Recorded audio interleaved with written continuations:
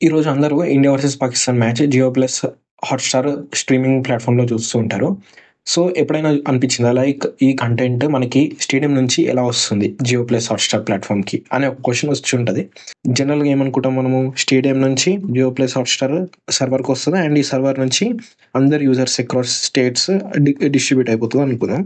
So, ఈ lakhs of users ఉంటారు right? ఒక 2 కేసెస్ చెప్తాను. సో, ఈ అందరు యూజర్స్ యూఎస్ఏ సర్వర్‌కి రిక్వెస్ట్ చేశారనుకోండి. సో, మనకి వాళ్ళకి ఈ సర్వర్ ఈ అందరు యూజర్స్ యూఎస్ఏ సర్వర్‌కి రిక్వెస్ట్ సెండ్ చేశారనుకోండి.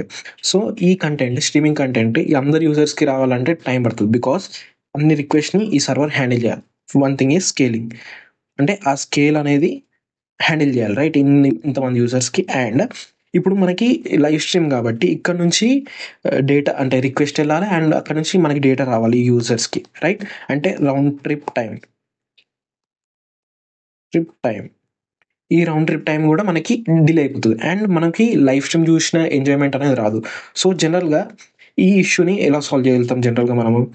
జస్ట్ స్కేలింగ్ త్రూ ఈ సర్వర్స్‌ని స్కేల్ చేయడం వల్ల మనకి ఇష్యూ సాల్వ్ గాదు. బికాజ్ ఆ రౌండ్ ట్రిప్ టైమ్ వల్ల మనకి డిలే అనేది ఉంటది. అండ్ మనము లైవ్ స్ట్రీమింగ్ అనేది ఎంజాయ్ చేయలేము. సో, ఈ ఇష్యూని సాల్వ్ చేయాలంటే సపోజ్ తెలంగాణ పీపుల్ యూఎస్ రీజియన్‌కెళ్ళి ఆ సర్వర్‌ని ఎందుకు రిక్వెస్ట్ చేయడం ఆర్ ఏపీ పీపుల్ గాని, అదర్ పీపుల్ గాని మనకి ఇక్కడ డిమాండ్ ఉందని తెలుసు. సో, అన్ని యూజర్స్ ఒకటే సర్వర్‌ని కాంటాక్ట్ కావడం కన్నా సింపుల్‌గా దాన్ని స్ప్లిట్ చేయొచ్చు. డివైడ్ అండ్ కాంకర్ అప్రోచ్‌లో.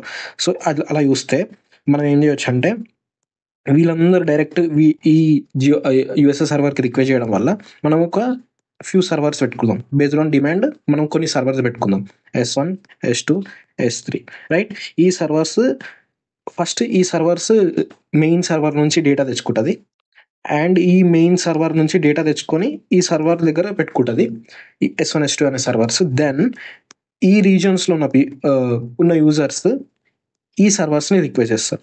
సో దట్ మనకి డేటా అనేది అంటే లోడ్ అనేది స్ప్లిట్ అయిపోయింది. లోడ్ అనేది స్ప్లిట్ కావడం వల్ల మనకి రౌండ్ ట్రిప్ టైం తక్కువైపోతది. అండ్ ఒకటే సర్వర్ పైన లోడ్ పడది. అండ్ స్ట్రీమింగ్ కూడా లైక్ పీపుల్ ఎంజాయ్ చేస్తారు. సో, ఈ కాన్సెప్ట్‌ని ఏమంటారు జనరల్‌గా? ఈ కాన్సెప్ట్‌ని కంటెంట్ డెలివరీ సిస్టమ్ అంటారు. లైక్ ఇది one of the important concept in system design. So, system డిజైన్‌లో ఇది ఇంపార్టెంట్ కాన్సెప్ట్. జనరల్‌గా ఇలా ఉంటదనమాట. లైక్ ఆరిజిన్ సర్వర్ ఉంటది. ఈ ఆరిజిన్ సర్వర్ స్టేడియం నుంచి డేటా తెచ్చుకుంటది. అండ్ ఇక్కడ నుంచి ఎడ్జ్ సర్వర్స్‌కి డేటా ఎళ్తది. రైట్? ఈ ఎడ్జ్ సర్వర్‌లో క్యాష్ గూడా ఉంటది. To store streaming data. And ఈ ఎడ్జ్ సర్వర్ ఆ రీజియన్‌లో ఉన్న పీపుల్ ఎవరైతే ఉంటారో, ఈ రీజియన్‌లో కొంతమంది పీపుల్ ఉంటారు. ఈ రీజియన్‌లో కొంతమంది పీపుల్ ఉంటారు. ఈ రీజియన్‌లో కొంతమంది పీపుల్ ఉంటారు. రైట్? వాళ్ళు ఆ ఎడ్జ్ సర్వర్‌కి కనెక్ట్ అయ్యి డేటాను తెచ్చుకుంటారు. సో దట్ ఒకటే సర్వర్ పైన లోడ్ పడది. Round trip time తక్కువైపోతది.